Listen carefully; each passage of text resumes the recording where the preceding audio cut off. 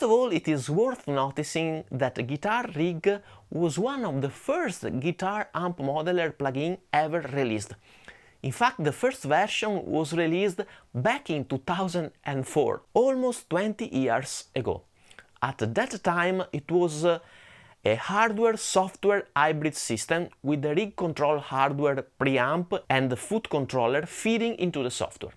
The software featured a drag-and-drop interface and a selection of just 3 tube amplifier emulations. The version 2 was released in February 2006, then we had version 3 in December 2007, where for the first time we had the option to purchase the software independently from the hardware. Released in October 2009, Guitar Rig version 4 introduced improved cabinet and microphone modeling software alongside the control room feature, which allowed for greater customization of preamp, cabinets and microphone combinations, and this was a big jump in terms of quality of the tone. Actually, I have used Guitar Rig 4 for several years.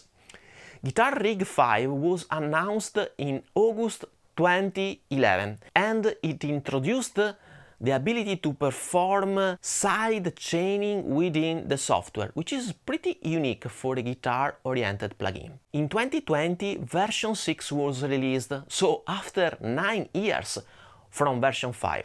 That is quite a long period of time. This new version 6 included especially the intelligent circuit modeling, which is an amp reproduction system based on machine learning. I mean something similar to a profile version of the modeled amp.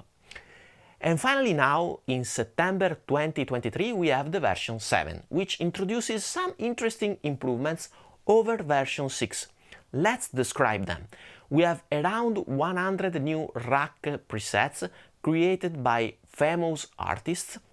Then there are new lo-fi components designed to distort our signal, or for instance to make our tone to sound like it was patched through an 80s VCR.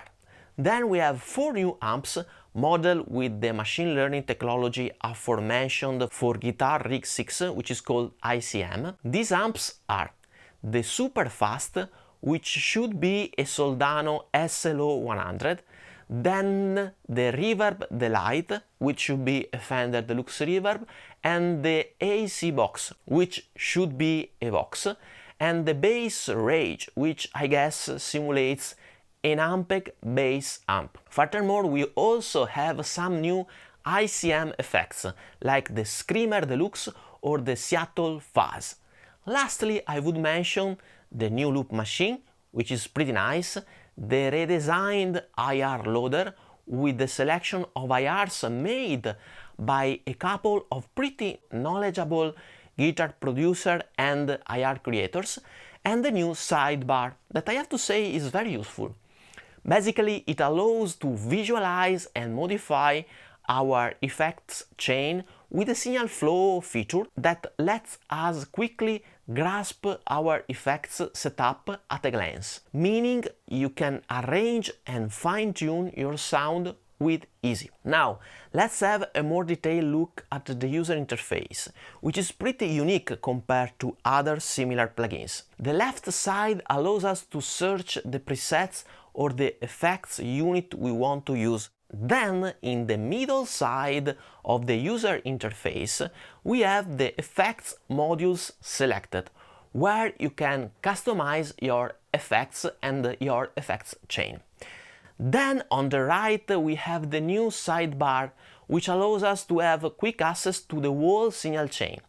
Lastly, on the top we can access specific features or parameters like the metronome or the tuner. The user interface is pretty clear, even if not so ergonomic, I would say. For instance, sometimes it is not so easy to access the specific effect I want to customize, especially if I have many blocks in the chain, as I have to scroll through the middle part of the user interface, sometimes getting lost. The sidebar helps even if it forces us to shift our focus from one representation, the middle one, to the right one. And sometimes I tend to lose concentration and focus, having to switch representation. But maybe it is just a matter of time and confidence I need to reach with a new user interface. With the user interface out of the way, let's talk about the amps, the cabs and the effects. Well, you have a lot of amps, cabinets and effects at your disposal. With the amps and cabinets you have all you need in order to play whatever genres of music you may want to play. There are some really nice and cool effects and some of them pretty unique for a guitar-oriented plugin. Furthermore, I have to say that also the basic guitar effects like reverbs and delays are thought out and well sounding. I would say that the effects section allows you to get very complex and interesting sounds or easy ones. I mean, I found the effects pretty well sounding and musical. I enjoy the effects section since Guitar Rig version 1 and I still enjoy it nowadays. Let's now hear some more sounds.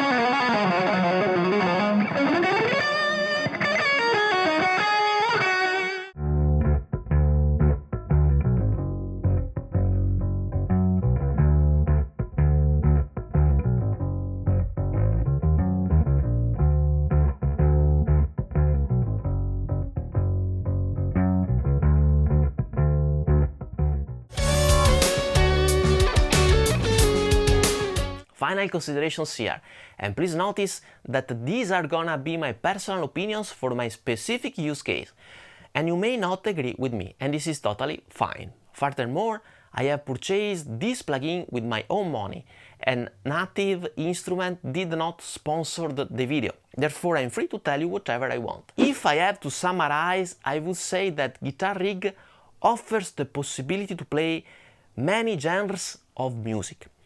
Even if in terms of pure amp sounds, the simulations are not the best one available in the market, and in my opinion there are other options with more convincing tones. But for instance, for a producer that needs to have many sound options at his disposal, for songs where the guitar is not the primary instrument, Guitar Rig 7 is perfect. Furthermore, what really shines in these plugins are the effects that are well sounding and very musical. Actually, I would get this plugin just for the effects section. For instance, pairing this plugin with other amp modeling plugin of choice that we may prefer in terms of pure amp sound quality. That's all for the today video. Thank you so much for watching and see you soon in the next videos. Bye bye.